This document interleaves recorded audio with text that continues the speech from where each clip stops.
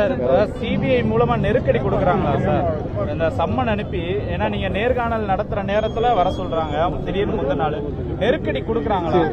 இங்க பாருங்க, எங்க கிட்ட எந்த இதுவும் இல்லை. நாங்கள் கண்டிப்பாக இந்த ஒரு விசாரணைக்கு ஒத்துழைப்பு வாங்க ஆனால் ஒத்துழைப்பு வந்து எல்லாருக்கும் வந்து சிபிஐ நாங்கள் எப்பவும் தயாராக இருக்கோம். கடந்த வாரம் எங்களுக்கு சம்பந்தம் வச்சு தலைவர் சம்பந்தம் கண்டிப்பாக சென்னையில் வேணும்னு கேட்டிருந்தோம். ஏன்னா இங்கே தேர்தலில் நிர்வாகி சந்திப்பு இருந்தது.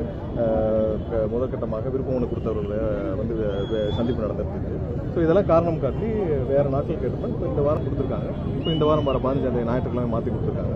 ஸோ கண்டிப்பாக எப்போ போல தேவையோ ஒத்துழைப்பு கொடுப்போம். எந்த நெருக்கடிகள், எவ்வளோ பெரிய நெருக்கடிகள், எத்தனை நெருக்கடிகள் வந்தாலும் இதெல்லாம் வந்து கண்டிப்பாக இவ்வளோ ஒரு பெரிய சக்தி, இந்தியாவிலேயே மிகப்பெரிய சக்தியாக எங்களோட தலைவருக்கு கண்டிப்பாக அனைத்து தரப்புடன் நெருக்கடி வரதான் செய்யும். அதெல்லாம் கையாண்டு கண்டிப்பாக மக்களிடம் தேர்தலை சிறப்பாக. சார், விஜய் உட்பட யார் வந்தாலும் தலைக்கு மேல தூக்கி வச்சு கொண்டாடுவோம், அவர் தாராளமா வரலாம் அப்படின்லாம் முன்னாள் அமைச்சர்கள் இப்ப 2 நாளா பேசியிருக்காங்க. ஏற்கனவே அதிமுக நீங்க சேர போறதாவும் சம்பந்தமாக நிறைய டைம் நாங்களும் கிளாரிஃபை பண்ணிட்டோம். நேற்று அவங்க தரப்புல இருந்து கிளாரிஃபை பண்ணாங்க. இது எங்க இருந்து இந்த மாதிரியான ஒரு டாக் உருவாக்க போகுதுன்னு தெரியல.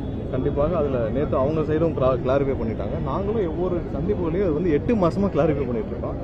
எந்தவித யூகங்களுக்கும் நாங்கள் வந்து தினமும் பதில் சொல்லிட்டு இருக்க முடியாது. ஏன்னா நாங்களும் தேர்தல் நோக்கி சந்திக்கணும். எங்களுடைய தலைவர் எங்களை 234 தொகுதியிலும் தயார் செஞ்சுட்டு வந்துட்டு இருக்கார். அதை பல கட்டங்களையும் நாங்களும் சொல்லிட்டோம். கண்டிப்பா அதை நோக்கி தான் நாங்களும் பயணிச்சுட்டு இருக்கோம். இதுல எந்த மாற்றங்களும். ராகுல் காந்தி எங்களுடைய தலைவர் முதல் நாள் வந்து 234 தொகுதி எங்களை தயாரிச்சுட்டு வந்துட்டு இருக்கார். அது எங்களுடைய தலைவர்கள் கொள்கை கேட்க எங்களுடைய தலைவரை முதல்வராக ஏற்றுக்கொண்டு யார் வருகிறார்களோ அதை கண்டிப்பாக ஏற்றுக்கொள்ளும் எந்த மாற்று கருத்து. அது வந்தால் அவர்களுக்கு தேவையான மரியாதையும் அதிகாரப்பூர்வமும் இருக்கும். இல்லை என்றாலும் நாங்கள், ஏன்னா மக்கள் எங்களுடைய தலைவருக்கும் தளபதிக்கும் தான் வாக்களிக்க தயாராக இருக்கிறார்கள். கண்டிப்பாக இன்னைக்கு ஒரு 40% மேல மக்கள் தயாராக இருக்காங்கன்னா எங்க தலைவருக்கும் தளபதிக்கும் தான் தவிர்த்து வேற யாருக்கும் கிடையாது. சார், ராகுல் காந்திக்கு உடன்பாடு இல்லாம தான் காங்கிரஸ் திமுக கூட்டணி இல்ல. காங்கிரஸ் திமுக கூட்டணி பிரச்சனையை நாங்க யாரும் பேசவே இல்லை. அது அவங்க பேசினது. இங்க இருக்க தளபதி பேசினது, அதுக்கப்புறம் ராஜகண்ணப்பன் பேசினது, அதனால் மற்றவர்கள் பேசினது.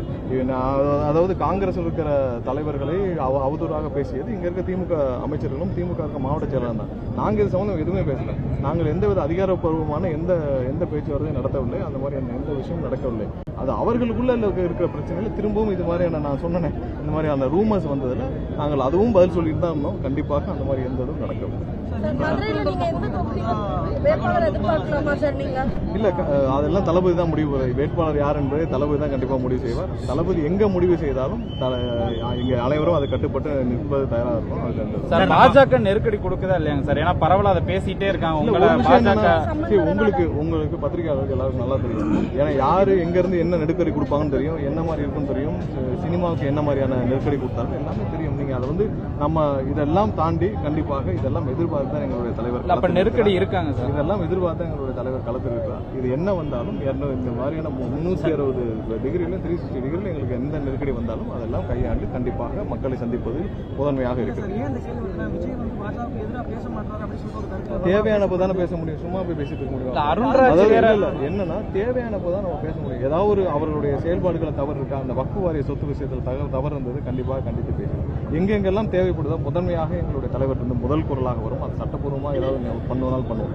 சும்மா போய் தேவையில்லாம, ஏன்னா இந்த தேர்தல் சட்டசபைக்கான தேர்தல். இதுல பிரதான எதிர்ப்பு திமுக. களத்தில் இல்லாதவர்களை பத்தி நம்ம பேசி என்ன பிரயோஜனம் தான் எங்களுடைய.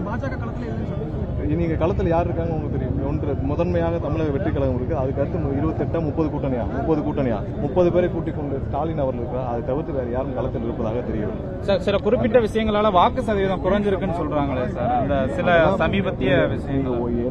எந்த விதத்திலும் இன்னைக்கு வந்து தமிழக மக்கள் மாற்றத்தை விரும்பியிருக்காங்க. கண்டிப்பா 100% சொல்றாங்க. கேம்பெயின் ஆரம்பிச்சு பிறகு பாப்பீங்க இந்த 40% 50% தாண்டதா இல்லை. நீங்களே